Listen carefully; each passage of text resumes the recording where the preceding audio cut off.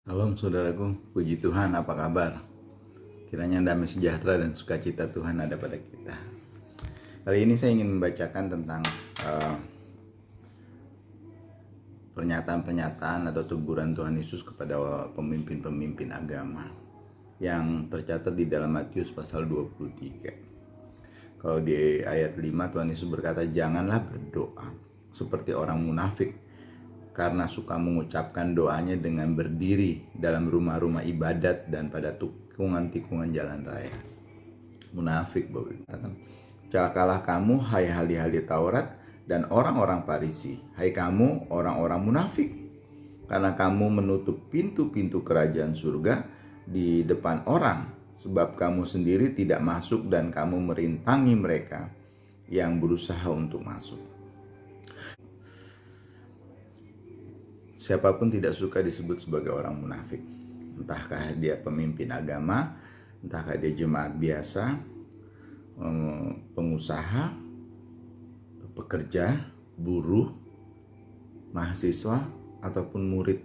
Tidak satupun manusia suka dikatakan munafik. Tapi kadang-kadang perbuatan-perbuatan yang dilakukan oleh beberapa orang menggambarkan atau menunjukkan atau membuktikan bahwa dia adalah munafik.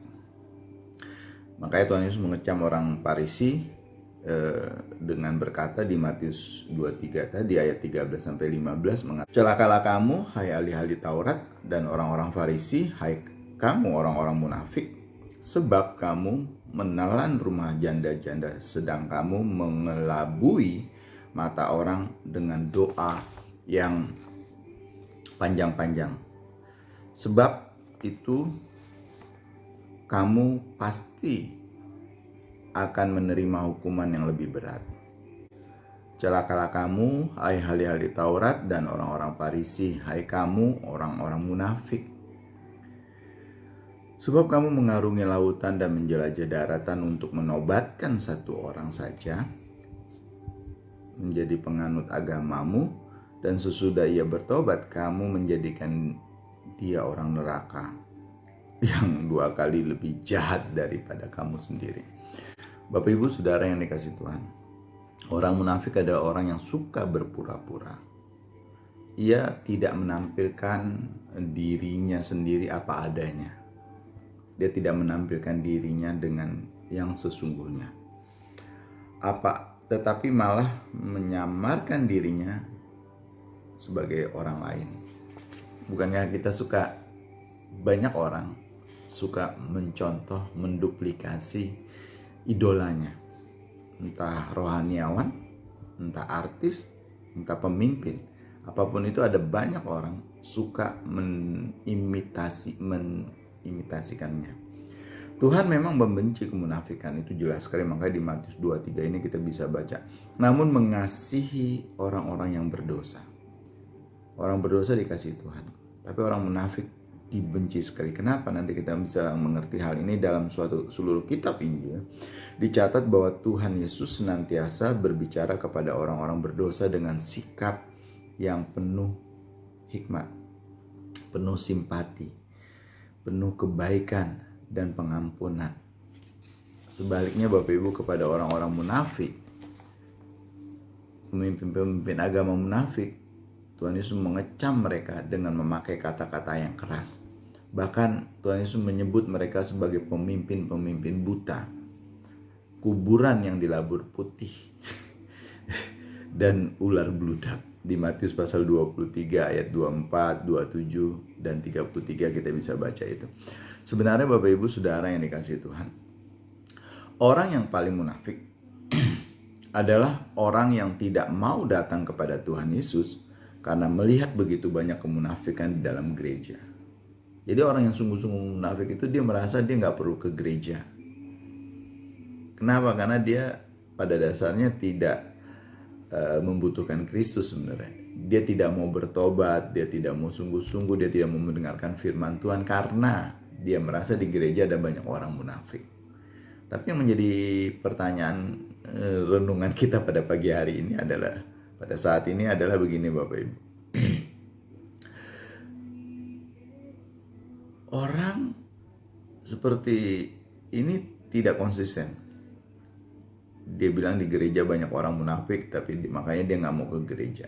Itu nggak konsisten orangnya. Kenapa? Dunia bisnis penuh kemunafikan, Bapak Ibu. Namun hal itu tidak membuat orang berhenti untuk melakukan bisnis. Di dalam kehidupan kita bermasyarakat banyak sekali kemunafikan yang bahasa Inggris yang digunakan polite, istilahnya baik lah gitu, bersikap baik. Tetapi ia tidak pernah menjadi seorang pertapa meninggalkan hidup kemasyarakatan, bermasyarakat. Bapak Ibu Saudara, di sekolah, di kampus, di warung, di pasar, akan banyak sekali orang munafik. Ketika kita transaksi jual beli di warung misalnya, kita akan menemukan kemunafikan di sana. Masyarakat penuh dengan kemunafikan, tetapi kita tidak pernah meninggalkan dunia kita. Neraka penuh dengan kemunafikan. Jadi jika seseorang tidak suka kemunafikan, maka ia harus memastikan bahwa ia tidak sedang menuju ke neraka. Karena di neraka banyak orang munafik, Bapak Ibu. Bila tidak mau tunduk kepada Yesus Kristus dan menerimanya sebagai juru selamat dan Tuhan, karena kita tidak menyukai kemunafikan, bolehlah kita menunjukkan siapa yang munafik dalam hal ini. Saudara, Bapak Ibu yang dikasihi Tuhan, saya ingin mengatakan ini dengan dasar kasih kepada kita semua. Mari kita bercermin, mari kita berhenti berpura-pura bahwa kita tidak butuh Tuhan. Mari berhenti untuk bersikap keras hati bahwa kita bisa lebih baik dari orang-orang yang ke gereja.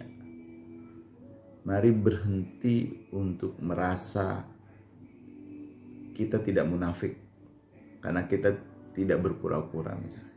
Padahal dalam ketidak berpura-puraan itu pun kita sebenarnya sedang berpura-pura. Bila kita tidak punya alasan lain yang lebih baik dari orang-orang yang datang beribadah ke gereja, berarti sesungguhnya kita tidak punya alasan yang tepat juga untuk tidak pergi ke gereja. Tuhan Yesus berkata bahwa orang munafik tidak punya tempat di dalam kerajaan Tuhan, di kerajaan surga.